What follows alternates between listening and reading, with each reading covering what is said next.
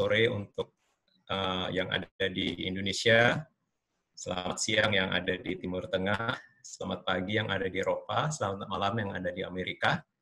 Salam sejahtera untuk kita semua. Terima kasih untuk Bu Mila yang sudah mengundang saya untuk memberikan sedikit sharing mengenai disinfeksi. Saya pikir ini topik yang sangat penting, terutama ketika pandemi atau wabah tengah melanda, ya.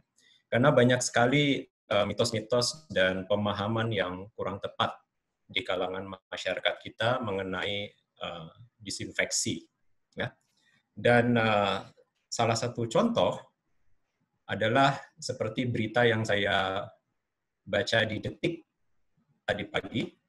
Ini terjadi di Iran, tapi tidak menutup kemungkinan bisa terjadi di Indonesia juga, di mana 480 orang tewas karena mereka melakukan disinfeksi dengan cara yang keliru. Ya, jadi alkohol ini bukan dipakai untuk hand sanitizer, tidak dipakai untuk mensterilkan meja atau furniture, tapi diminum. Jadi ini adalah salah satu pemahaman yang keliru mengenai disinfeksi, ya. Jadi ketika pandemi terjadi, memang reaksi orang adalah reaksi panik, ya.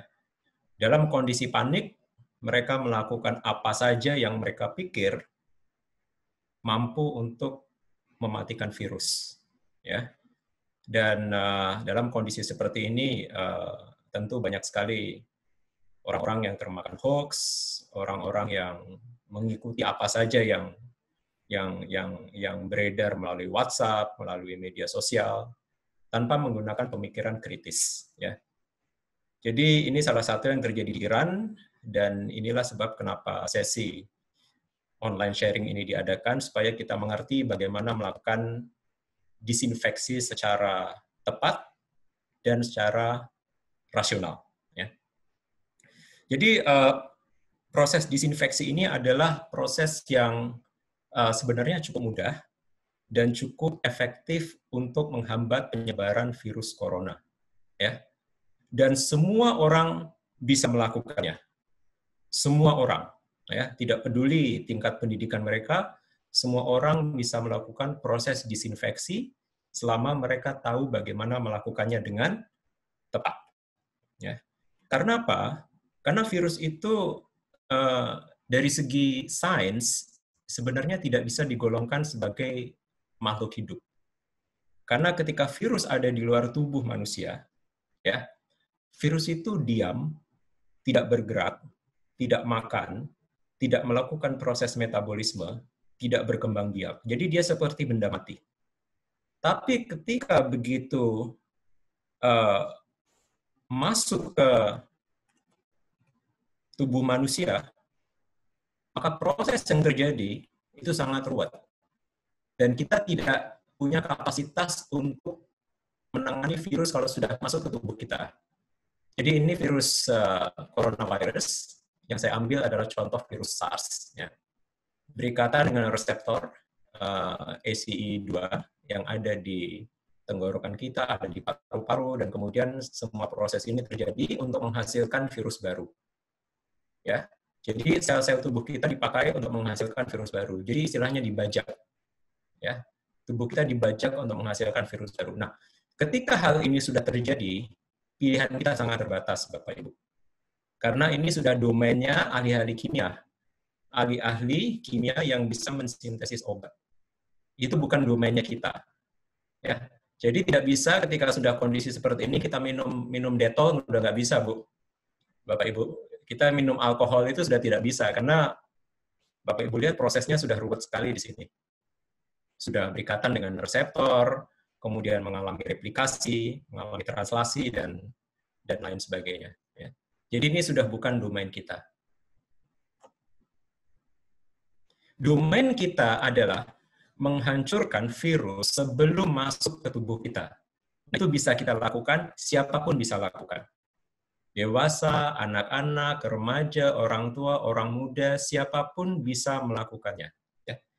Dan untuk melakukan proses disinfeksi atau proses mematikan virus, kita harus memahami struktur virus. Jadi ini adalah virus corona, ya. Ini adalah virus corona, ya. Dan virus corona ini sangat sederhana, lebih sederhana dari bakteri, lebih sederhana dari kuman-kuman yang selama ini kita kenal, ya. Jadi strukturnya sangat sederhana. Ini ada protein yang dinamakan spike protein yang dipakai oleh virus untuk menempel ke sel-sel kita di tenggorokan dan paru-paru. Ya. Jadi ibaratnya tangan yang dipakai oleh virus untuk membuka pintunya sel kita. Ya. Ini protein, kemudian lagi ada protein membran, ada protein envelope. Ya, jadi ada bungkusnya ini yang kita sebut sebagai envelope, dan ada protein di dalam yang namanya nucleocapsid protein yang membungkus RNA. Ya. Dan kemudian ada juga lapisan lemak. Membrannya, dindingnya ini memiliki lapisan lemak yang dinamakan sebagai lipid membrane. Nah, dengan melihat struktur virus seperti ini, kita bisa mengatur strategi bagaimana merusak si virus. Bukan membunuh si virus ya, karena virus ini kan bukan makhluk hidup ya. Bagaimana merusak si virus. Yang pertama yang bisa kita tembak, yang jadi sasaran tembak kita itu protein. Jadi ada envelope protein, membran protein, spike protein, dan nucleocapsid protein. Caranya adalah dengan secara fisik, kita bisa menghancurkan protein ini dengan menggunakan panas. Dipanasin aja itu bisa mati, Bu. Tapi panasnya bukan panas sembarangan, paling tidak 56 derajat Celcius. Paling tidak, minimal 56 derajat Celcius. Lebih tinggi tentu lebih baik. Ya. Nah, itu menghancurkan proteinnya, Bu. Kemudian kita bisa menggunakan sabun. Sabun apapun. Nah, itu proteinnya bisa terdenaturasi. Bisa hancur, bisa rusak strukturnya. Kemudian bisa juga dengan menggunakan deterjen, itu juga merusak proteinnya. Kemudian menggunakan alkohol, bisa juga. Kemudian menggunakan asam, basa, atau larutan fenol. Ya. Jadi secara fisik ini, larutan-larutan ini bisa merusak si protein yang ada di virus tersebut. Atau secara kimia kita bisa melakukannya dengan iodin, ya, contohnya kayak betadin, itu bisa merusak secara kimia. Kemudian kita bisa menggunakan hipoklorit. Hipoklorit ini ada di ini Bu, di Baiklin. Nah, itu bisa merusak virus secara kimia. Kemudian kita menggunakan aldehida, dan kemudian bisa juga menggunakan hidrogen peroksida. Jadi zat-zat ini bisa merusak si virus secara kimia, sedangkan yang di atas ini bisa merusak si virus secara fisik. Ya. Nah, kemudian selain merusak si proteinnya, kita bisa merusak membran si virus. Ya. Jadi si lipid membran ini terdiri dari lemak atau minyak. Bapak Ibu tahu kan, kalau nyuci piring, kalau berlemak itu dicucinya pakai apa, Bu? Pakai sabun ya, pakai deterjen. Kita bisa menggunakan prinsip yang sama. Secara fisik, kita bisa merusak si virus ini, dinding sel virus ini dengan menggunakan sabun atau deterjen atau alkohol, ya, 70% ke atas, senyawa-senyawa biguanidines, kemudian senyawa-senyawa amonium kuartener, atau menggunakan fenol.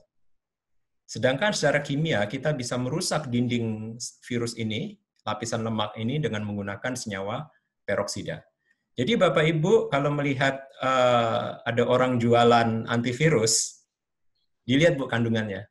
Jangan hanya percaya dari apa yang diomongkan oleh salesman, tapi lihat kandungannya. Ya. Dan juga lihat bagaimana cara kerja dari zat kimia yang ada di dalam larutan disinfektan tersebut. Jadi pada prinsipnya cara mendisinfeksi atau cara mematikan virus ini adalah kita harus mematikan virus tanpa mematikan diri kita. Ya. Karena kalau mematikan virus dan juga mematikan diri kita bisa pakai cara seperti ini, Bu. ya. Cara seperti ini. Jadi Panas ini. cuci tangannya pakai api, Bu. Jadi ini apa? Ini adalah cara yang tidak kita anjurkan. Jadi ini sebenarnya ada movie-nya. Jadi gimana playnya ini? Ya. Jadi prinsipnya jangan seperti ini ya. Kita tidak mau mencuci tangan dengan menggunakan api yang kemudian bisa merusak tangan kita. Ya. Nah, bagaimana cara memilih disinfektan yang tepat? Ya, karena sekarang ada banyak sekali jenis-jenis disinfektan yang ada di pasaran. Tentu Bapak Ibu, saudara-saudara semua perlu memilih bahan disinfektan yang tepat untuk membunuh virus corona. Yang pertama adalah kita harus memilih zat kimia yang tepat tergantung kepada mikroba yang ingin kita bunuh. Ya, nanti saya akan tunjukkan tabel untuk setiap mikroba bahan kimianya beda, Bu. Beda ya. Ada beberapa mikroba yang tidak bisa dibunuh dengan alkohol. Ada beberapa mikroba yang tidak bisa dibunuh dengan misalnya dengan hipoklorit. Itu ada ya.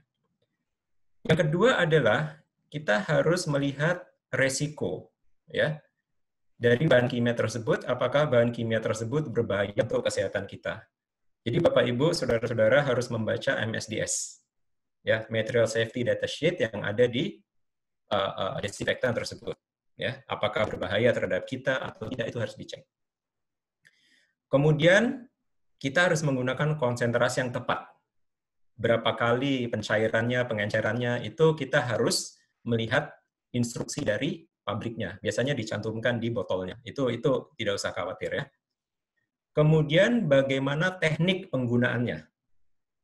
Nah, ini juga harus merujuk kepada petunjuk yang diberikan oleh pabrik ya. Jadi kayak Baiklin itu jangan diminum Bapak Ibu ya. Detol itu jangan diminum. Di Afrika itu ada orang yang minum, itu ada beritanya. Jadi mereka minum Detol itu,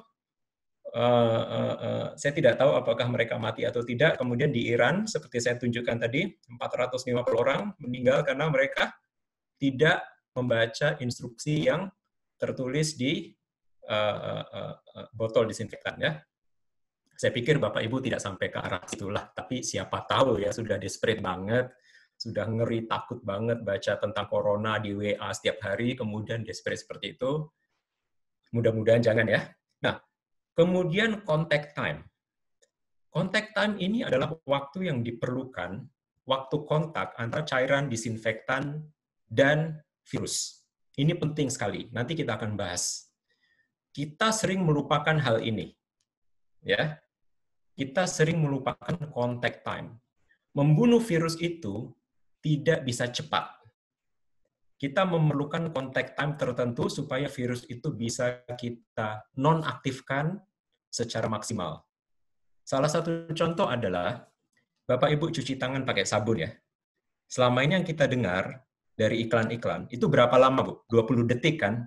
Nah, kenapa 20 detik? Itu ada perhitungannya. Itu adalah contact time yang diperlukan bagi sabun untuk merusak dinding sel dari si virus. Jadi kalau kita cuci tangan hanya 5 detik, itu tidak maksimal, Bu. Jadi daya bunuhnya itu tidak maksimal. Jadi kalau cuci tangan, kita ikuti petunjuk yang tepat, kita gosok, itu selama 20 detik. Biasanya 20 detik ini, Bu, nyanyi lagu Selamat Ulang Tahun 2 kali, itu 20 detik. Ya, selamat ulang tahun itu 2 kali, 20 detik ya. Dan yang terakhir adalah menggunakan akal sehat. Itu yang sering dilupakan, Bu, ya, menggunakan akal sehat. Oke, kita bahas satu persatu.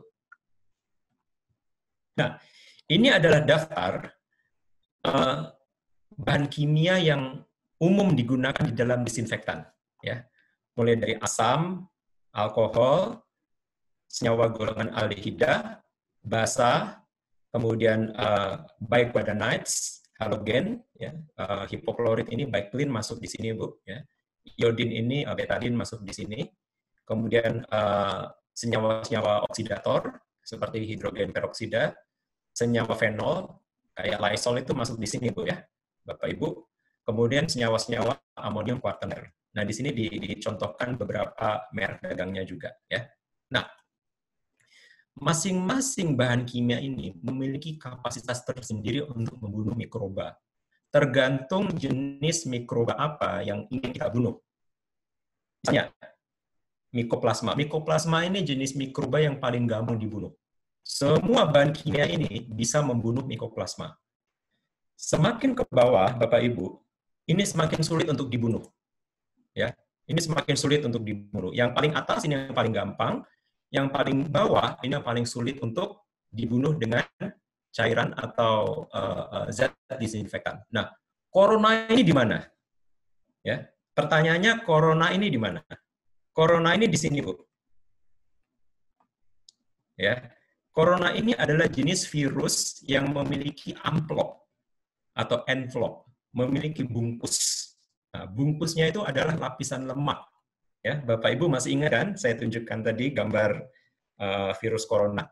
Nah, jadi virus corona dan virus-virus flu yang lain yang bukan corona itu masuk ke dalam golongan virus yang memiliki amplop atau envelope. Ya, jadi posisinya di situ, Bu. Nah, dari sini kita bisa melihat disinfektan apa saja yang efektif untuk virus corona. Ya, asam efektif, alkohol efektif, aldehida sangat efektif, 2+ Bu ya di sini ya. Basa efektif.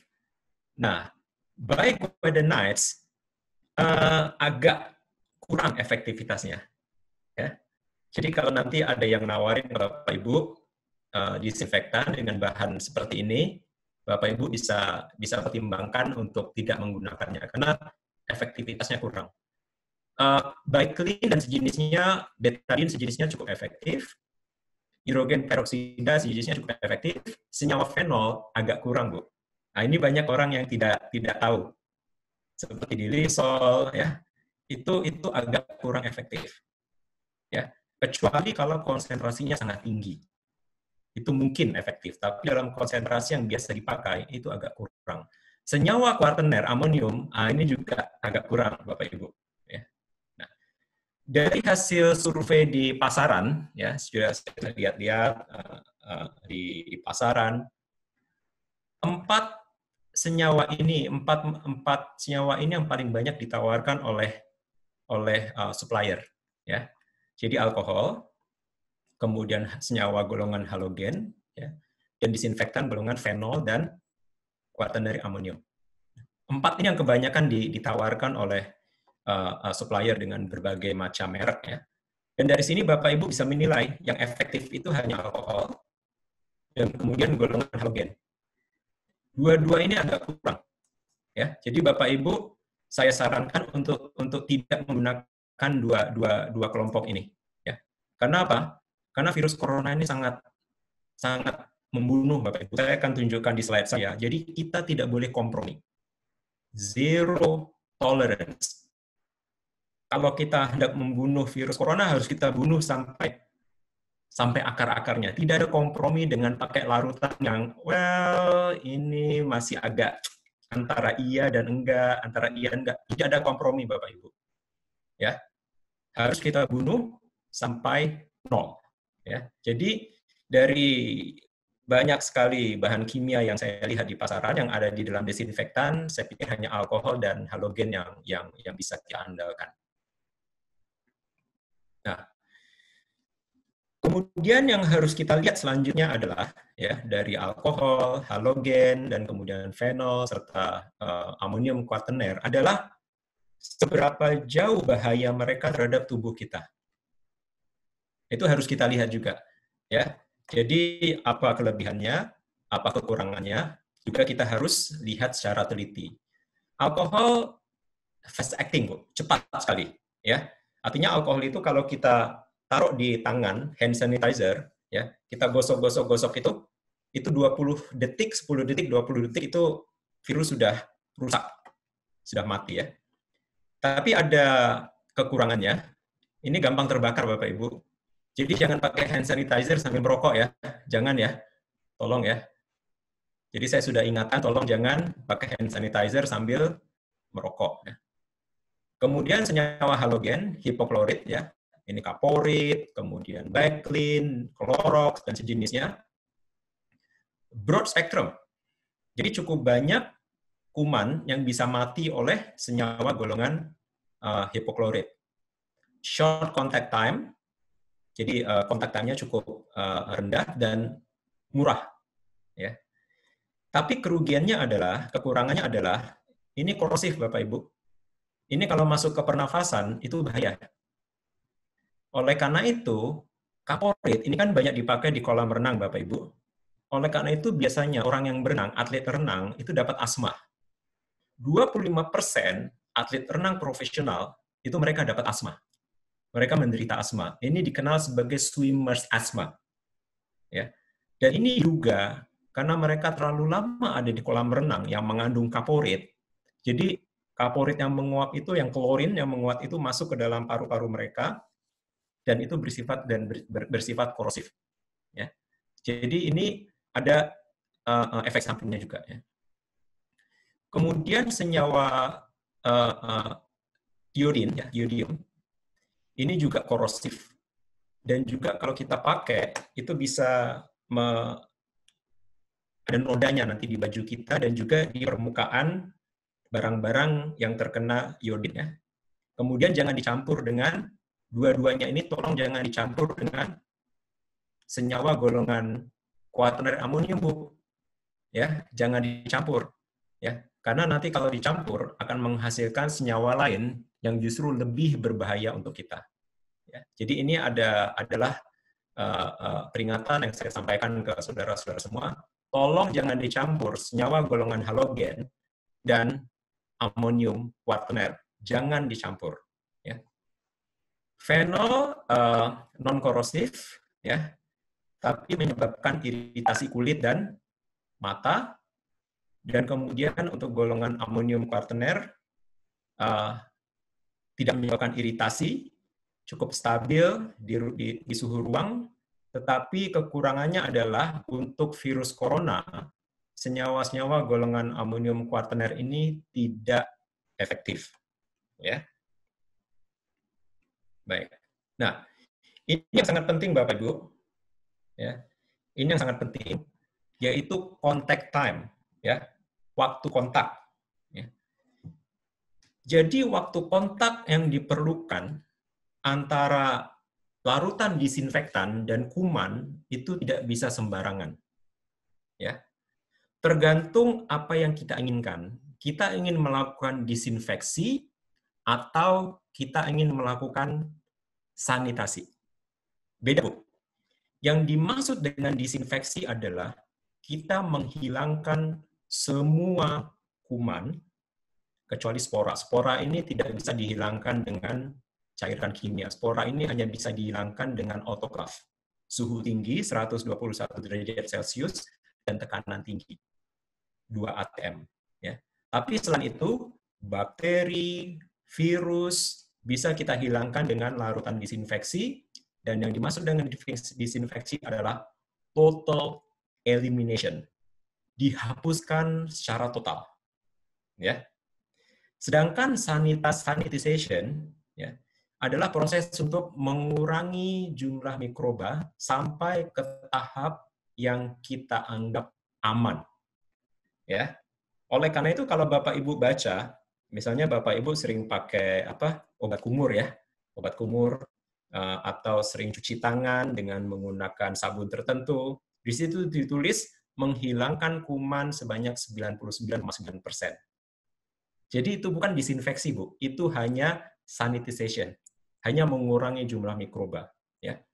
Karena apa? Karena untuk disinfeksi, kita membutuhkan contact time yang cukup lama. Saya kasih contoh, satu tabel yang saya dapatkan dari Universitas Colorado. Ya. Ini adalah praktek yang mereka lakukan untuk melakukan disinfeksi di dalam lab. Lipovirus ini adalah virus-virus yang memiliki dinding sel terdiri dari lemak. Jadi coronavirus, virus corona itu masuk ke dalam golongan lipovirus. Itu mereka memerlukan waktu 10 sampai 30 menit untuk menonaktifkan virus ini. Baik dengan menggunakan klorin 500 ppm, 500 ppm ini berarti pengenceran sebanyak 100 kali dari baiklin, etanol 70-85%, formaldehyde, golongan aldehid, kemudian quaternary amonium, itu memerlukan paling tidak 10 menit. Ya, 10 menit dan lebih baik 30 menit. Ya, jadi antara 10 sampai 30 menit. Oke? Itu kita bisa yakin semua kuman mati. Bakteri, virus, semua mati. Ya. Untuk virus corona, Bapak Ibu, saya menyarankan, dan ini saran yang serius ya, kita tidak bisa berkompromi. Ya, kita tidak bisa berkompromi karena virus corona ini sangat infectious, gampang sekali menular. Ya, sangat infectious artinya jumlah virus yang sedikit saja itu sudah cukup untuk membuat kita sakit. Oleh karena itu saya tulis di sini, tidak ada yang namanya safe level untuk coronavirus. Itu tidak ada. Harus kita hilangkan 100%. Tidak bisa kita bilang, well, kita sisakan 1 atau 2% saja. Tidak bisa. Jadi kalau kita kembali ke slide sebelumnya, untuk virus corona, tidak ada yang namanya sanitization. Kita harus melakukan disinfeksi total. Kalau bakteri lain seperti E. coli, ya, Escherichia coli, itu kita masih bisa sanitization, Bu, masih bisa. Karena apa? Karena kalau masuk ke dalam tubuh kita, bakteri ini akan dilawan oleh bakteri-bakteri yang ada di dalam pencernaan kita. Ya, kalau masuknya sedikit, sedangkan bakteri di sistem pencernaan kita lebih banyak, bakteri kita bisa mengalahkan bakteri yang masuk.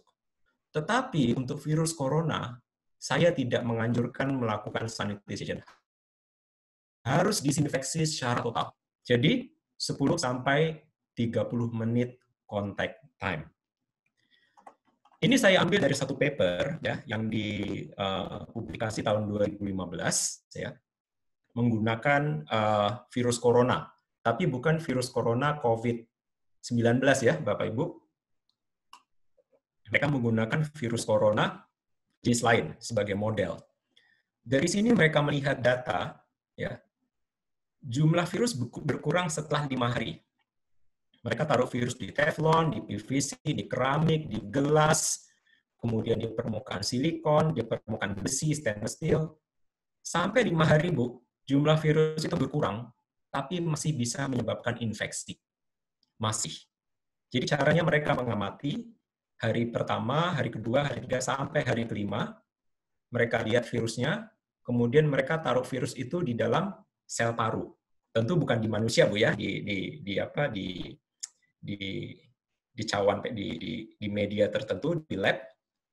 Ternyata jumlah virus yang sedikit saja 10 partikel, Bu. 10 partikel virus itu mereka masih bisa merusak sel paru. Padahal 10 partikel virus itu sedikit sekali, Bu. Ya. Jadi saya bilang tidak ada level aman untuk virus corona. Disinfeksi adalah wajib. Wajib hukumnya, ya. Kalau wajib itu berarti kalau tidak dilakukan dosa, Bu ya. Itu namanya wajib ya. Tidak dilakukan dosa, dilakukan berpahala ya. Sanitization tidak cukup. Ya, jadi sanitisasi saja tidak cukup, harus disinfeksi. Nah, saya juga ingin menunjukkan bahwa virus corona ini selain sangat infectious, juga sangat menular. Ya, di sini kita bisa lihat untuk COVID-19, setiap satu orang yang terinfeksi, dia bisa menulari 2 atau 2,5 orang yang lain. Ya. Terus Bapak Ibu, ini sebenarnya parah atau enggak sih? Bandingannya satu aja, Bu. H1N1. Ya.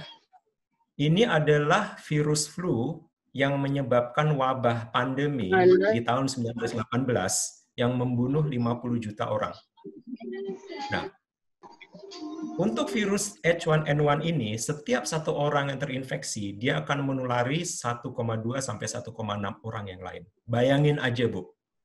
Dengan angka serendah ini, kita menyebutnya sebagai R0, ya. Dengan angka serendah ini, 50 juta orang mati, Bu. Tahun 1918. Di Indonesia aja 4,7 juta yang mati pada waktu itu. Dari hasil penelusuran data sejarah, 4,7 juta orang mati di Indonesia aja. Di seluruh dunia 50 juta yang mati. Bayangin untuk virus COVID, angkanya lebih tinggi ya. Jadi satu orang bisa menulari 2 sampai 2,5 orang yang lain. Coba Bapak Ibu bayangin, tapi nggak usah sampai ketakutan, paranoid atau segala macam. Berapa orang yang bisa menjadi korban kalau kita tidak melakukan langkah-langkah seperti yang disarankan oleh pemerintah. Jadi COVID-19 itu lebih menular dibanding Spanish flu, Bapak Ibu. Jadi saya pikir ini yang harus kita perhatikan ketika kita melakukan proses disinfeksi. Ya. Oke, jadi Bapak Ibu sampai di sini saya pikir atau saya harapkan sudah memiliki pemahaman yang dasar, ya, pemahaman yang cukup jelas mengenai apa itu disinfeksi dan kenapa disinfeksi itu perlu. Dan kenapa disinfeksi itu harus dilakukan dengan bahan kimia yang betul dan contact time yang betul. Sekarang kita melakukan studi kasus ya, Bapak Ibu. Ini sedang booming di Indonesia. Saya yakin Bapak Ibu pernah lihat alat seperti ini ya. Ini saya ambil dari Vietnam. Mereka menyebutnya sebagai bilik disinfeksi, ya, atau disinfectant chamber.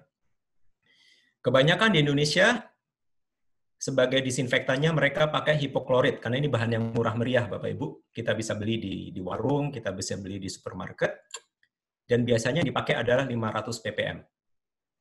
Kemudian contact time-nya, kita masuk ke dalam bilik ini, dan kemudian kita berada di bilik ini selama 20 detik. Ada yang pakai lagu, ada yang harus muter-muter, segala macam, ya. Itu 20 detik. Metodenya adalah metode semprot, ya. Jadi disemprot di baju kita dan disemprot di badan kita. Dan baju kita itu berpori-pori, Bapak Ibu, ya. Jadi bukan seperti kayu atau seperti plastik, jadi berpori-pori. Nah, berdasarkan apa yang sudah saya jelaskan tadi, kira-kira menurut Bapak Ibu, menurut saudara-saudara semua, cara ini efektif atau tidak untuk menghilangkan virus corona? Tidak. Jadi ada yang jawab tidak. Tidak. Tidak. Karena apa? Karena dari istilahnya sendiri, ini sudah tidak betul. Mereka menyebutnya disinfektan. Sementara yang kita bahas tadi, disinfektan itu berarti apa? Pemusnahan 100%, Bapak Ibu. Dan itu diperlukan contact time yang 10 atau 30 menit. Ini hanya 20 detik.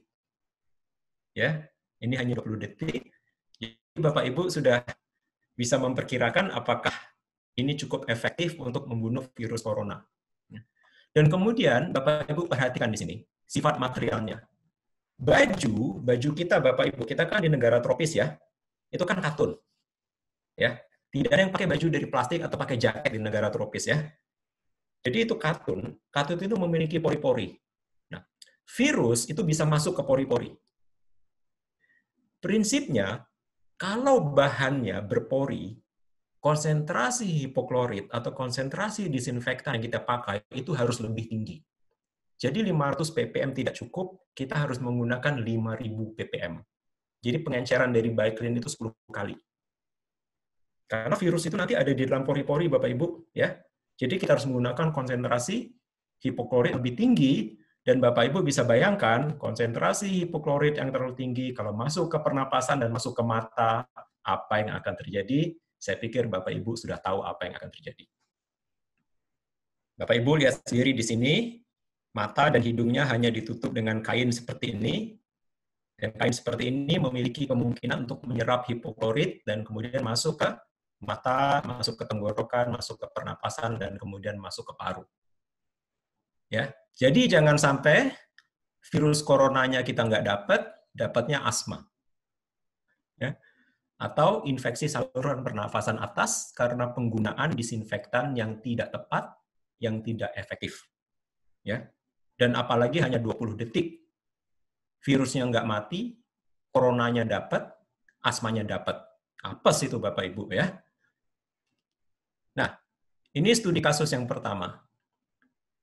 Studi kasus yang kedua, ini juga sedang ramai Bu di Indonesia. Jadi mereka tidak menggunakan bahan kimia, mereka menggunakan sinar UV. Ya. Mereka menggunakan sinar UV dengan panjang gelombang 207 sampai 222 nanometer, hanya 10 detik. Hanya 10 detik. Jadi Bapak Ibu masuk, disinarin 10 detik, dan menurut mereka ini bisa membunuh virus. Ya. Kalau menurut Bapak Ibu, cara ini seperti ini efektif atau tidak? Saya kasih tahu aja, dari paper tahun 2015 yang saya baca, untuk membunuh virus corona, kita memerlukan sinar UV, betul sinar UV, tapi waktu yang diperlukan adalah 6 menit. Dan jarak virus dari sumber cahaya itu 3 cm. Itu 6 menit, Bapak Ibu. Jadi ini hanya 10 detik dengan sinar UV dan jarak dari lampu ini ke orang tersebut mungkin 1 meter atau 50 cm. Ya, Bapak Ibu, saya serahkan ke Bapak Ibu untuk menganalisanya secara kritis. Baik, Bapak Ibu, sampai di sini kuliah saya, dan sebagai penutup, stay safe, ya, stay healthy, jaga kesehatan, tapi yang penting Bu, Bapak Ibu, stay sane, tetap waras, tetap jaga kewarasan kita di saat wabah seperti ini. Jangan kehilangan akal sehat kita. Betul. Disuruh makan ini kita ikut, disuruh makan itu kita ikut. Kemarin ada yang bilang empon-empon, ada yang bilang jambu biji, ada yang bilang ganja. Hari ini ada yang bilang apa, jeruk nipis diminum sama kulitnya. Besok mungkin ada yang bilang durian dimakan sama kulitnya. Sampai kita melupakan 4 sehat 5 sempurna. Karena kebanyakan makan daun-daun itu termasuk daun pintu kita makan, tapi kita lupa untuk memperkuat kekebalan tubuh, kita harus makan 4 sehat 5 sempurna. Jadi ini stay sane, tetap waras, jaga akal sehat kita, insya Allah wabah ini akan berlalu. Demikian dari saya, terima kasih.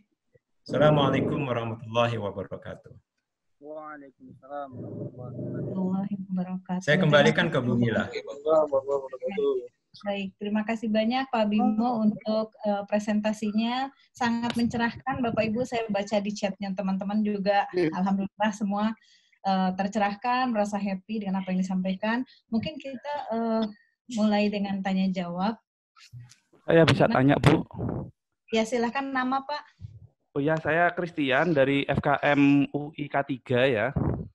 Iya, silakan Pak Christian. Ya, saya kerja di perusahaan makanan dan minuman. Ini menarik Pak untuk disinfektan chamber. Jadi kami memang terus terang termakan ini Pak. Jadi karena banyak chamber-chamber, jadi kita ngikut gitu Pak. Jadinya ini terus terang aja. Terus kemudian kita pakai Detol Pak, 0,25 ppm, 10 detik. Itu berarti kalau dilihat dari, berarti Detol itu masuk yang mana? Itu yang pertama. Detol itu berarti efektif atau tidak?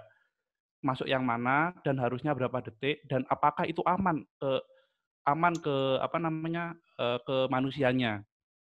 Itu yang pertama. Terus kemudian yang kedua, berarti kalau seperti itu untuk disinfektan chamber harusnya itu yang aman untuk manusia dengan kontak time yang pas, itunya harusnya seperti apa, Pak?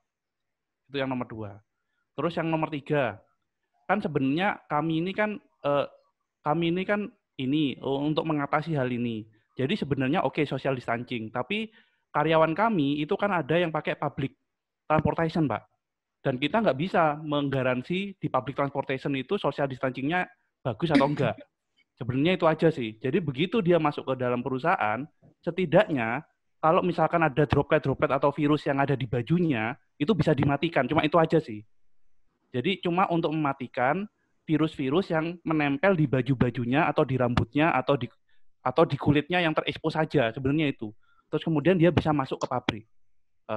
Apakah itu salah, Pak? Kalau misalkan nggak ada chamber pun berarti kan dia ke pabrik dengan membawa, berarti nggak ada disinfektan apapun gitu loh. Itu aja sih. Terima kasih, Oke. Pak. Terima kasih Pak atas pertanyaannya. Ya, yang pertama mengenai Dettol, apakah efektif atau tidak? Setahu saya Dettol ini ada banyak jenis Pak. Dia ada yang pakai alkohol, kemudian ada yang pakai fenol. Nah, jadi Saya nanti saya Bapak Dettol yang lihat. antiseptik, Pak. Yang ingredient name-nya propanol, terpineol, castor oil. Oh, itu alkohol Pak. Itu alkohol. Alkohol. Jadi kalau Bapak lihat di sini, alkohol itu sebenarnya efektif untuk membunuh virus corona. Ya. Tapi sekarang masalahnya adalah contact time, Pak. Ya. Untuk contact time ini, tadi seperti saya bilang di sini, contact time yang kita sarankan itu adalah 10-30 menit. Tapi ini bisa dipercepat kalau kita menggunakan gerakan mekanis. Sebagai contoh, hand sanitizer, itu kan alkohol Bapak Ibu. Ya. Hand sanitizer kita taruh di tangan, kita kan nggak harus gosok tangan kita 10 menit, Pak. Kita kan gosok hanya sekitar 10 atau 15 detik ya. Nah, kita bisa mengurangkan contact time kalau kita menggunakan gerakan mekanis. Jadi, kalau Bapak Ibu tetap ingin menggunakan disinfection chamber yang berbasis alkohol, orangnya itu harus kita gosok, Bapak Ibu. Harus kita gosok, harus kita mandiin. Masalahnya mungkin nggak seperti itu. Kalau hanya disemprot 20 detik, itu nggak akan bisa, Pak. Virusnya itu nggak mati. Orangnya harus kita gosok. Harus kita gosok, harus kita sikat, dibantu dengan gerakan mekanis. Tapi itu tidak mungkin ya. Nah, Saya mau gosok. jadi contact time itu tergantung dari apakah Bapak Ibu ada gerakan mekanis yang menyertai proses disinfeksi tadi. Kalau tidak ada, berarti 20 detik itu tidak cukup ya Pak. Oke. Kemudian pertanyaan ketiga, memang betul bahwa di angkot, di kereta, mereka akan terpapar virus. Itu betul ya. Dan apalagi di Jakarta sekarang dengan jam operasi Transjakarta yang dipendekkan, itu justru orang berbondong-bondong untuk naik kendaraan umum. Nah, yang paling aman sebenarnya, begitu sampai kantor, itu ganti baju. Dan yang mau lebih aman lagi, mandi. Mandi dengan sabun, itu cukup. Ya. Karena di dokter-dokter di rumah sakit sebelum operasi pun, mereka tidak menyiram badan mereka dengan alkohol atau segala macam. Mereka mandi. Dan sebelum masuk ruang operasi ya, mereka mandi, kemudian pakai baju operasi yang warna biru atau hijau, kemudian cuci tangan. Cukup, itu cukup. Jadi kalau Bapak Ibu pakai bilik disinfeksi itu sebenarnya kalau mengikut praktek di rumah sakit itu berlebihan. Berlebihan dan tidak efektivitasnya tidak ada ya. Jadi kalau saran saya, kalau misalnya perusahaan bisa menyediakan kamar mandi, ya mungkin tidak perlu yang mewah, kamar mandi yang portable. Ya biasa kalau kita nonton bola ada kan yang WC portable itu ya. Jadi mereka datang, mandi, ganti baju, itu jauh lebih efektif. Karena ada gerakan menggosok ya, Bapak Ibu, gerakan menggosok ya. Mandi sampai gitu pakai sabun. Pak Bimo, keramas. Penting, keramas. Karena virus itu ada yang menempel di rambut, di sela-sela rambut itu keramas. Ya. Keramas, mandi, itu cukup. Itu adalah praktek yang dilakukan dokter sebelum mereka melakukan operasi. Mereka mandi dengan bersih. Ya. Jadi tidak perlu lagi beli bahan kimia yang aneh-aneh, nanti malah dapatnya asma, masuk ke pernapasan. Cukup sediakan sabun dan sampo. Karyawan kita wangi, karyawan kita bersih, dan bebas dari virus. Oke. Siap. Terima kasih banyak Pak Bimo. Semoga sudah terjawab ya Pak Christian. Kita berikan kesempatan ke penanya yang kedua. Ya, Bu Mila. Saya Bu. Nama, kan? Ya, nama, saya Sabto Bu Mila. Iya, Pak Sabto, silahkan Pak. Iya, ini mungkin agak berbeda dengan topik ini, tapi saya tergelitik kemarin waktu ada vendor datang, salah satu vendor, mereka menawarkan semacam air purifying, di mana spesifikasinya dia bisa menyaring hampir ratusan jenis partikel dan bakteri, virus, termasuk corona. Nah, itu efektivitasnya seperti apa ya? Apakah bagus atau kurang atau malah nggak ada sama sekali gitu. Itu aja sih Bu, satu itu aja. Makasih. Baik. Oke, ya terima kasih Bapak. Sejauh ini data yang menunjukkan ya dari data-data yang sudah terpublikasi selama beberapa bulan ini, mayoritas penularan virus corona itu melalui kontak langsung, kontak fisik, tidak melalui udara. Ya. Karena kalau kita bersin, Bapak, virus itu keluar, ya. Jadi virus itu keluar lewat ingus kita, lewat kahak kita, dan Indonesia ini negara tropis, Bapak. Jadi uap air yang ada di udara akan memerangkap virus itu sehingga virus itu jadi berat. Nah, virus yang berat ini akan turun ke bawah dan kemudian menempel di meja, menempel di lantai, atau menempel di baju kita. Jadi penularan lewat udara itu kemungkinannya sedikit sekali. Jadi penggunaan air purifier untuk virus corona ini menurut saya tidak efektif, dan justru yang lebih efektif itu ngepel, Pak. Ngepel. Jadi jangan uangnya jangan dibelikan alat yang aneh-aneh, dibelikan pel aja yang banyak, Pak. Karena virus itu nanti nempel di meja, di lantai itu beli pel sama beli larutan disinfektan banyak lebih murah dan lebih efektif, Pak. Oke, baik. Pak Sabto, sudah terjawab ya, Pak? Siap, terima kasih Bu. Loud and clear, jelas sekali. Ya, makasih. Oke. Terima kasih. Mau bertanya, Bu Mila? Nama, Pak? Terima kasih. Nama saya Deswin dari sebuah perusahaan oil and gas di Indonesia. Saya HSCC. Saat di bandara tuh saya masuk ke chamber, itu dia di semacam uap gitu, Pak Bimo. Saya bukan kayak dew atau embun, tapi dia seperti asap. Nah, itu apa, Pak Bimo? Terima kasih. Saya terus terang tidak tahu asapnya apa. Mungkin Bapak harus karena begini Pak, itu sesuatu yang masuk ke tubuh kita kan lewat pernafasan segala macam. Yang saya tidak tahu apakah alat yang dia pakai itu sudah mendapat izin dari Kementerian Kesehatan.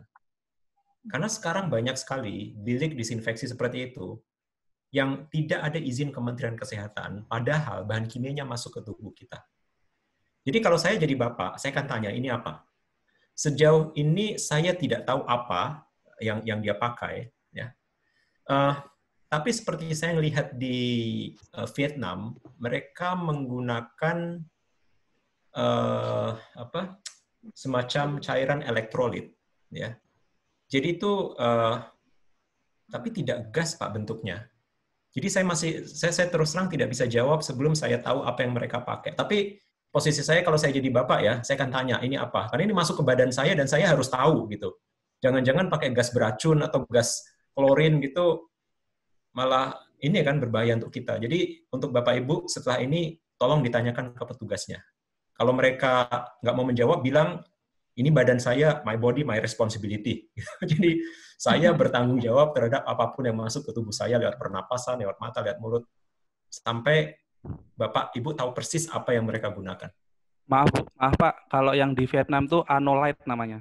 Anolite itu, ya. Anolite. Dan katanya Ministry of Health-nya sana, saya tanya ke kolega saya di Vietnam, katanya, ini bisa bahaya sama kesehatan ternyata. Itu baru. Makanya yang perusahaan kami yang affiliate di Vietnam nggak mau install juga karena dari Ministry of Health-nya setelah evaluasi ada kayak gitunya juga. Ya untuk Anolite saya sarankan untuk tidak digunakan dulu Pak, karena ini dampaknya terhadap kesehatan itu belum terdokumentasi secara lengkap. Jadi kita jangan menggunakan sesuatu sebelum ada studi yang menyeluruh apa dampaknya terhadap kesehatan. Kalau mandi pakai sabun itu jelas efeknya ke kesehatan tidak ada, malah kita semakin sehat, wangi, dan bersih. Tapi pakai Anolite ini, menurut saya pikir keputusan perusahaan Bapak sangat tepat, sangat prudent ya untuk menjaga kesehatan dan keselamatan karyawan. Jadi laporannya juga masih simpang siur, tidak ada publikasinya apakah Anolite ini safe atau tidak. Jadi menurut saya kita hindari saja. Oke, baik. Halo. Mbak Indah, next silahkan. Iya, ya, makasih Bu Mila. Pak Bimo, makasih banyak nih, mencerahkan banget. Soalnya juga kemarin kita juga sempat ada struggling masalah disinfektan chamber ini juga. Dan alhamdulillah sudah teratasi ya dengan informasi ini. Nah, selain itu kita juga pengen tanya nih Pak Bimo, untuk masalah pengepakan makanan, kan kita... Mbak, ntar dulu Mbak, aku lagi ikut ini kuliah online. Lokasi offshore. Nah, di offshore ini kan kita ada makanan yang harus diantar kan. Nah, itu gimana cara kita menjamin bahwa packingannya, atau mungkin box chillernya, atau mungkin yang dry goods by karton gitu, itu aman gitu dari virus. Karena beberapa manajemen setempat itu agak, terus terang tanda kutip, lebay. Jadi semua disemprot-semprot. Nah, beberapa kita lihat itu karton, kan kartonnya itu kan berpori ya, dia merembes takutnya. Nah, kita takutnya bahan makanan yang di sana itu terkontaminasi juga gitu. Nah, itu mohon pencerahannya Pak Bimo. Terima kasih. Oke. Bu, untuk karton, itu cara sterilisasinya jangan disemprot, Bu. Tapi pakai sinar UV. Nah, pakai sinar UV, itu beberapa jam, atau kalau mau dipastikan mati semua kumannya, itu satu hari, Bu. Jadi 12 jam, mulai dari malam sampai pagi. Jangan disemprot.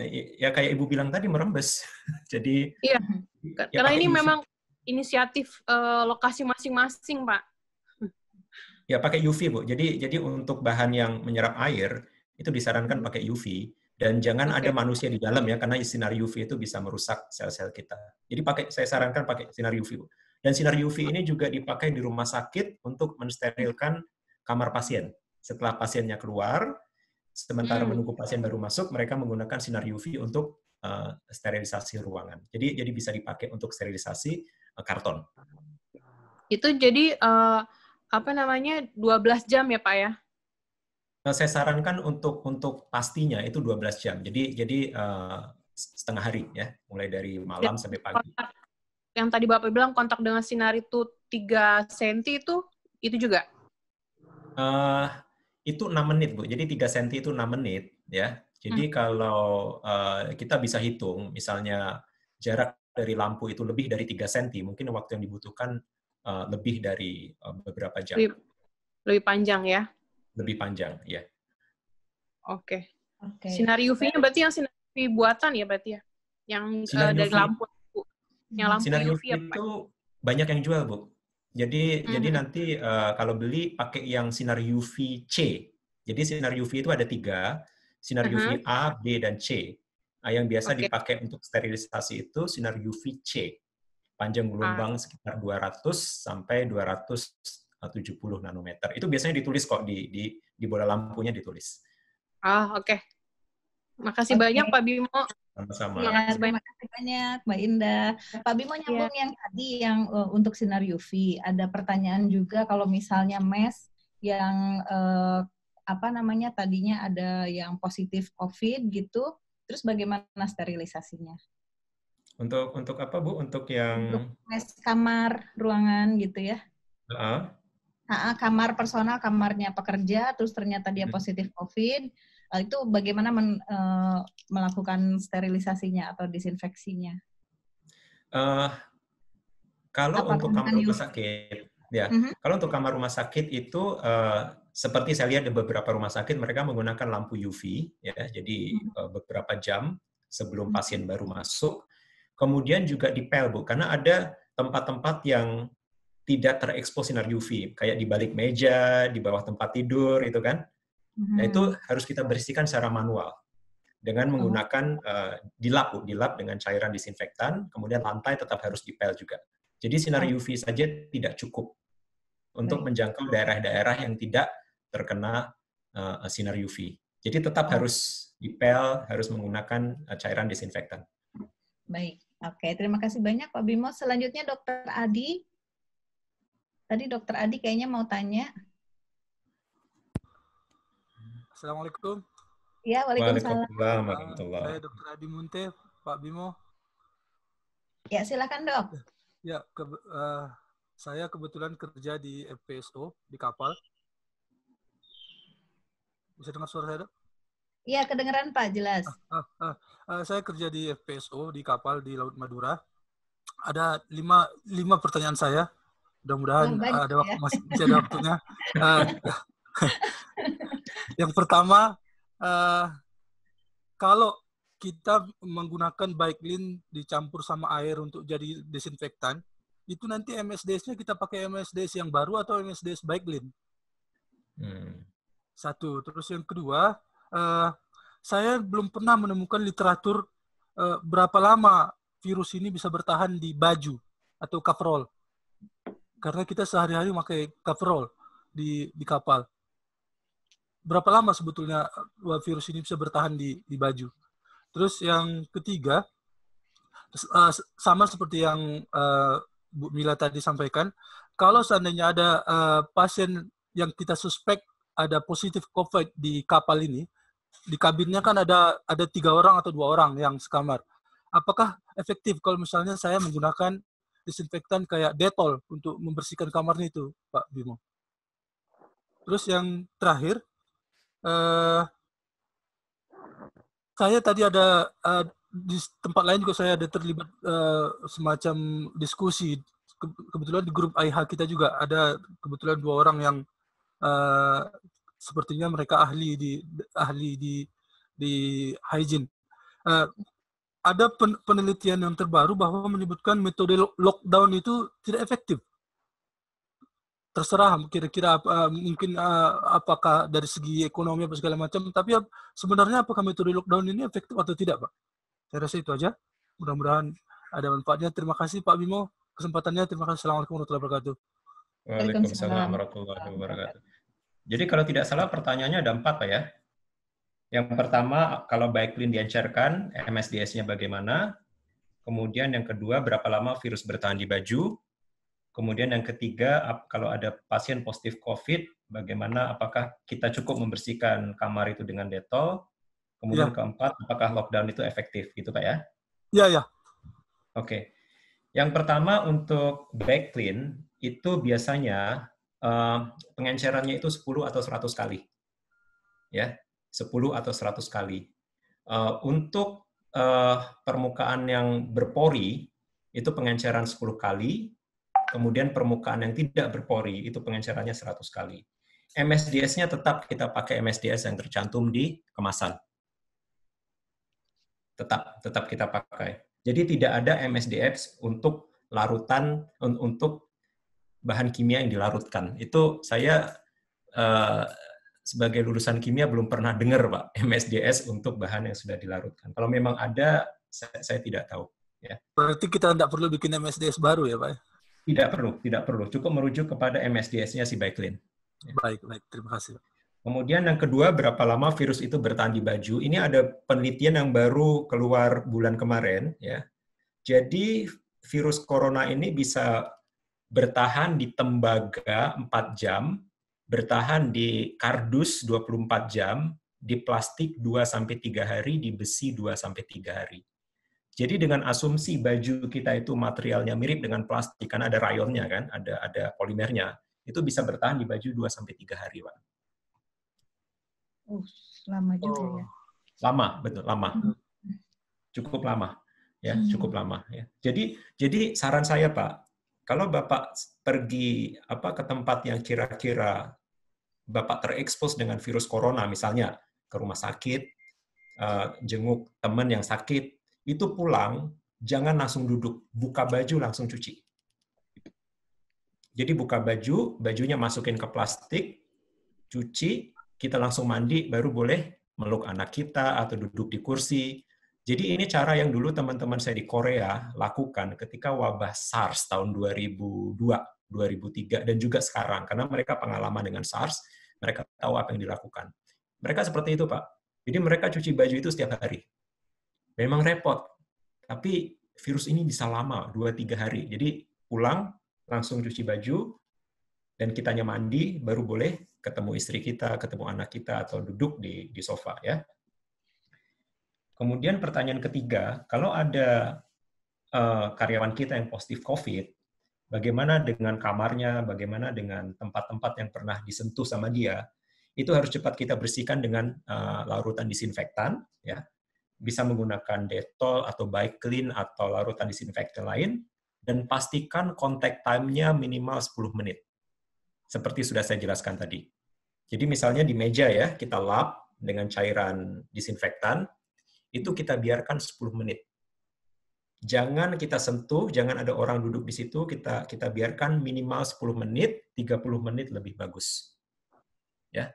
Sekali 10 lagi, menit kayaknya, Pak ya. 10 menit minimal. Baik, Contact time-nya. Ya.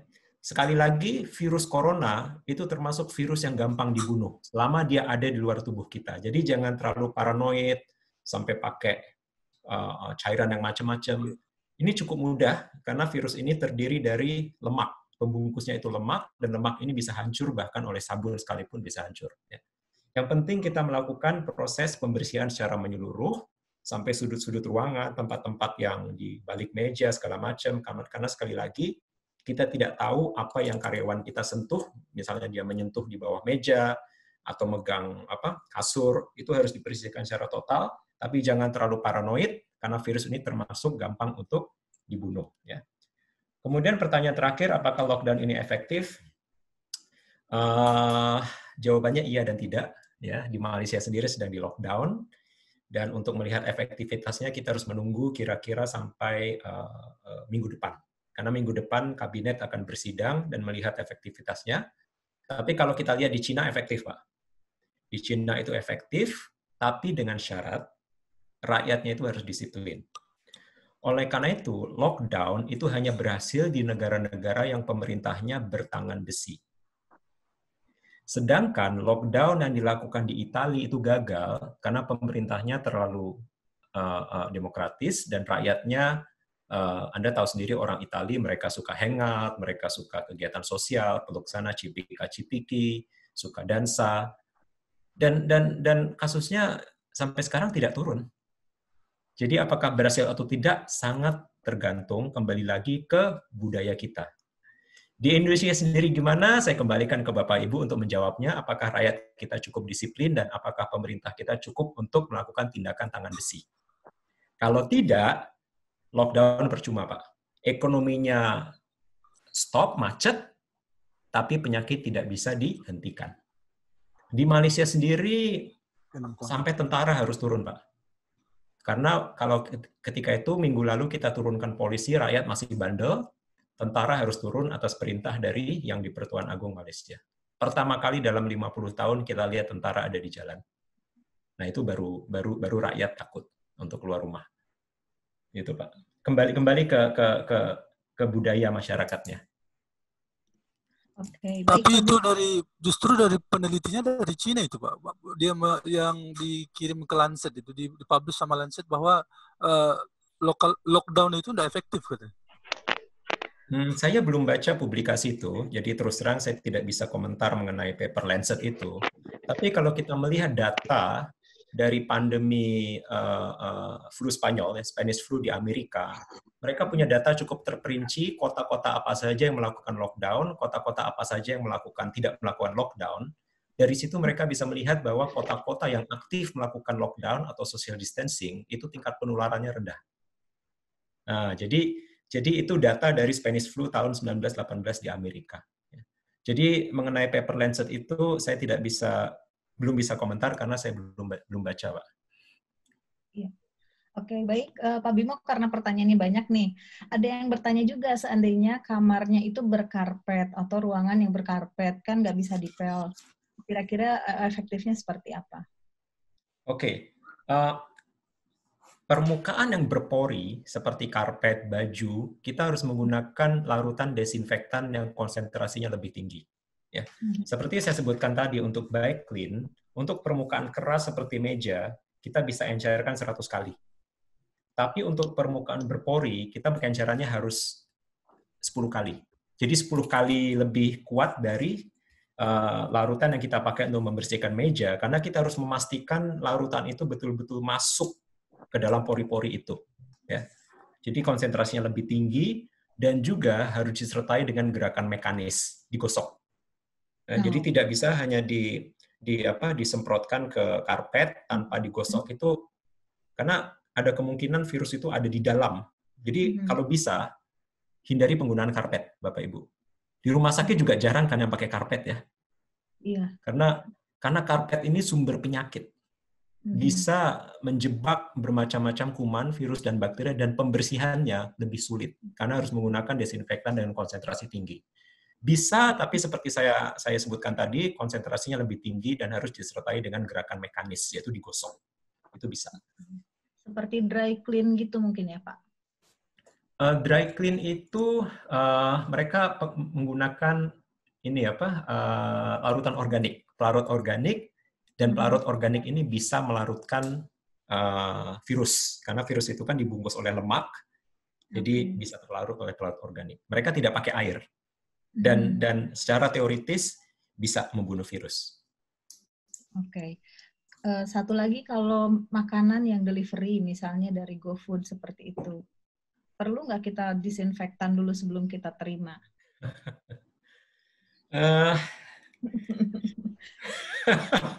Sejauh ini saya enggak. Enggak ya? Sejauh ini saya enggak. Tapi begitu saya ambil, ya saya cuci tangan. Gitu ya. Saya cuci tangan, dan saya sejauh mungkin saya tidak menyentuh.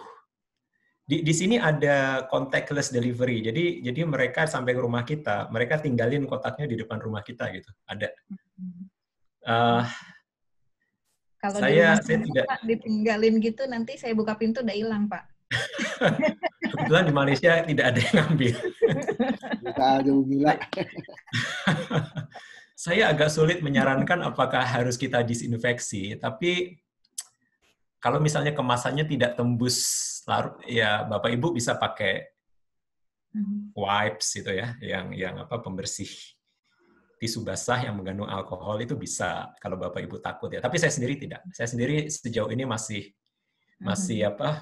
cukup realistis lah dan tidak terlalu paranoid untuk mencuci setiap makanan GoFood yang saya dapatkan. Oke, baik. Masih kembali lagi ke kantor tadi. Kalau misalnya di kantor kita belum ada kasus COVID yang positif, seberapa sering sih kita harus melakukan pembersihan atau desinfektan di kantor kita? Oke, ini kembali ke karakter karyawan kita. Apakah karyawan kita datang dari daerah beresiko? Yang bagusnya sekarang di Jakarta ya, itu kan sudah dipetakan daerah mana saja yang merupakan zona panas. Ya. Kalau karyawan kita, ya, jadi kita bisa lihat sebarannya. Kalau karyawan kita datang dari zona panas, kita harus mengambil langkah-langkah preventif. Yang pertama tentu seperti saya sebutkan tadi, kalau perusahaan bisa menyediakan kamar mandi, staf kita mandi, ganti baju, itu bagus. Kemudian proses disinfeksi dengan pengepelan, kemudian pembersihan meja, segala macam, itu bisa dilakukan setiap hari. Setiap hari ya? Setiap hari. Ya. Karena sekali lagi virus itu bisa bertahan di permukaan yang keras, seperti meja dan segala macam itu 2-3 hari. Jadi kita tidak bisa... kita harus melakukan kebijakan zero tolerance, toleransi 0 terhadap virus. Pembersihan setiap hari lebih saya anjurkan. Oke, baik. Sekarang satu lagi dari pertanyaan chat mengenai berjemur. Seberapa efektif sih berjemur diri itu? Katanya kan 1 jam gitu ya berjemur. Oke, berjemur ini menarik karena virus itu kan ada di dalam tubuh kita ya. Sinar matahari itu tidak bisa menembus tubuh kita. Karena kulit kita tidak transparan, Bapak Ibu. Kan repot kalau kulit kita transparan, bisa lihat ususnya, segala macam. Jadi, mengerikan. Jadi sinar matahari tidak bisa membunuh virus yang ada di dalam tubuh kita. Satu-satunya kelebihan atau satu-satunya dampak efek positif dari berjemur adalah berjemur bisa meningkatkan kadar vitamin D di dalam tubuh kita, dan vitamin D ini kita perlukan untuk kekebalan tubuh. Itu Bapak Ibu. Oke. Baik, terima kasih. Ini dari Mbak Anggita ada pertanyaan, apakah ada disinfektan yang food grade karena diperlukan untuk membersihkan area dapur, dining room, kemudian peralatan makan dan sebagainya? Disinfektan yang food grade itu alkohol, Bu, yang paling aman. Karena alkohol itu cepat menguap. Oke. Ya, minimal 70% menurut standar WHO, jadi 70-90%. Itu cukup aman karena menguap. Oke. Seperti di slide ini saya tulis rapid evaporation. Ya. Food grade atau tidak, karena tidak masuk ke makanan ya. Tapi untuk area dapur, area-area di mana kita bersentuhan ada makanan di situ, itu yang berbasis alkohol itu lebih aman. Okay, Jangan pakai yang berbasis backclean ya, kecuali lantai. Karena lantai kan tidak bersentuhan dengan makanan, tapi meja yang ada kemungkinan bersentuhan dengan makanan, itu saya lebih anjurkan menggunakan yang berbasis alkohol. Oke. Bapak Ibu tolong diingat ya, kalau ada kemungkinan kontak dengan makanan, menggunakan alkohol. Jangan pakai backclean gitu ya Pak Bimo ya. Oke. Ya, Selanjutnya Mbak Yesti, silakan, dari tadi sudah angkat tangan. Baik, Assalamualaikum warahmatullahi wabarakatuh. Terima kasih Pak Bimo, Bu Mila. Selamat sore, saya Yesi dari FKM UI. Tadi sebenarnya mirip-mirip pertanyaannya dengan Bapak yang di offshore ya. Untuk persistensi dari coronavirus ini, saya baca kemarin itu di medical news-nya New York, Pak. Ini yang paling lama itu bertahan di plastik dan paper, itu bisa bertahan 5 hari. Sementara di sarung tangan bedah itu 8 jam. Nah, itu bagaimana Pak caranya? Kebetulan saya berada di zona merah ini Pak untuk penyebaran corona, dan tiap hari saya nggak bisa menjaga social distance gitu, dan pasti turun untuk membeli sesuatu seperti itu. Yang saat ini sekarang habis kembali ke rumah itu saya semprotkan sanitizer seperti itu. Nah, cuma saya baru tahu ketika di paper itu paling lama 5 hari gitu Pak. Mohon dibantu Pak Bimo. Ya, jadi untuk virus yang melekat di baju, cara paling aman itu adalah begitu sampai rumah harus langsung masuk mesin cuci. Itu yang paling aman. Masuk mesin cuci, pakai deterjen, itu mati. Virus-virus langsung menjadi inaktif. Itu cara yang paling aman. Jangan pulang, buka baju, kemudian bajunya digantung untuk besok, untuk lusa, jangan. Memang saya akui semenjak wabah corona ini istri saya ngomel-ngomel kok cuciannya numpuk. Tapi memang mau nggak mau, kita harus nyuci setiap hari. Ya. Tapi kalau untuk kertas itu benar Pak, itu bisa bertahan hingga 5 hari gitu Pak? Kertas, kalau dari data yang saya lihat minimal 3 hari. Minimal 3 hari ya, minimal. Bisa sampai 5 hari. Tergantung dari banyak faktor, kelembaban, suhu, peredaran udara. Tapi minimal ya 3 hari. Bisa sampai 5 hari. Baik. Sarung tangan bedah gitu Pak, gimana itu Pak? Untuk apakah pakai desinfektan juga atau gimana Pak? Kalau sarung tangan bedah, iya Bu. Karena sarung tangan bedah itu kan sekarang bahannya silikon ya. Beberapa masih karet, tapi sebagian besar silikon. Untuk silikon itu yang agak spesial dari virus corona ini, dia nggak bisa bertahan lama. Hanya beberapa jam. Ya, seperti saya tunjukkan di sini, silikon rubber itu tidak bertahan lama. Apa yang terjadi saya harus kaji lagi, tapi tetap harus kita bersihkan dengan disinfektan. Oleh karena itu saran saya Bapak Ibu, kalau Bapak Ibu sering pakai hand sanitizer, kalau ada sarung tangan karet atau sarung tangan silikon itu lebih baik supaya alkohol itu tidak merusak kulit Bapak Ibu, karena nanti jadi kering ya, jadi kasar ya. Lebih baik menggunakan sarung tangan silikon gitu ya Pak ya? Silikon lebih baik, karena silikon itu lebih tahan terhadap larut organik. Baik. Baik Pak Bimo. Terima kasih Pak Bimo pencerahannya. Bu Mila, terima kasih Bu. Ya, sama-sama, terima kasih Mbak Yesi. Baik, sepertinya semua pertanyaan sudah terjawab. Ada yang tanya si Mama Lime. Untuk sabun cuci piring itu kan termasuk kategori sabun ya Pak Bimo ya? Berarti bisa dipakai buat cuci tangan juga ya? Bisa. Itu bisa. Yang penting sabun. Dan kalau itu bisa melarutkan lemak di piring, berarti bisa melarutkan virus juga. Karena virus itu seperti kita tahu, bungkusnya itu terdiri dari lapisan lemak. Oke. Ya. Terima kasih banyak Pak Bimo atas presentasinya, atas pencerahannya. Mohon maaf nih lagi libur digangguin ya. Semoga Oh, nggak nggak apa-apa, saya juga nggak ada kerjaan ini di lockdown ini juga nggak tahu lama-lama bosen juga. Berarti bisa sering-sering dong. Sering-sering, nah. Sering-sering, Bu. Sering-sering ya. Masalah paling besar itu kebosanan loh kalau lockdown itu. Karena kita biasa keluar ke mall. Betul. Sekarang keluar ketemu tentara, dipelototin, ya kita nggak mau cari masalah kan, ya udah. Kebosanan gitu. Jadi kita pikir, wah sama istri kan bisa lama, sama anak kita saya pikir, wah so beautiful. Tapi lama-lama kok bosan juga. Soalnya Pak Bimo biasa lihat mahasiswi. Ya nggak gitu juga. Oke, alhamdulillah karena waktunya juga sudah habis Bapak Ibu semua, kita ucapkan banyak terima kasih kepada Pak Bimo. Terima kasih juga Bu Mila, terima kasih Bapak Ibu. Stay safe, stay healthy, jaga kesehatan. Ya, dan percayalah semua ini akan berakhir, tergantung dari partisipasi kita, kedisiplinan kita, insya Allah semua ini akan berlalu. Amin, ya Rabbal Alamin. Semoga cepat berlalu ya, secepat-cepatnya ya. Baik, Bapak Ibu, jadi mulai sekarang dilarang tanya-tanya lagi tentang chamber di grup ya. Udah dijawab. Iya, kalau gitu saya juga ingin mengucapkan banyak terima kasih kepada Bapak Ibu yang sudah meluangkan waktunya bergabung di acara kita ini. Semoga kita semua sehat selalu. Amin. Yang Pak Bimo tadi sampaikan bahwa kita harus stay safe, stay healthy, stay sane. Kemudian mohon maaf apabila ada kekurangan dalam penyelenggaraan online course ini. Saya harap Pak Bimo nanti bisa share untuk PPT-nya ya Pak ya. Insya Allah, nanti saya kasih ke Bu Mila. Ya, nanti biar di-share ke kawan-kawan semua. Baik, via WhatsApp aja Pak, biar lebih gampang nanti. Bisa. Ya.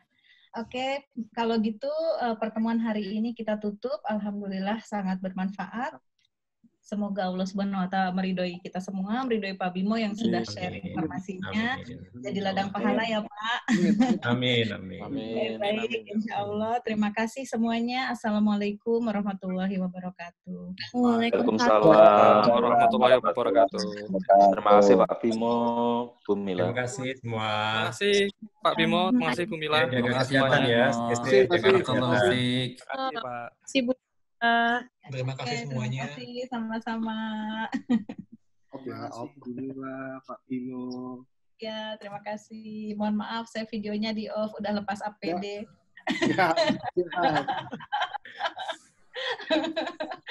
Iya. Terima kasih semuanya. Terima kasih Bu Mila.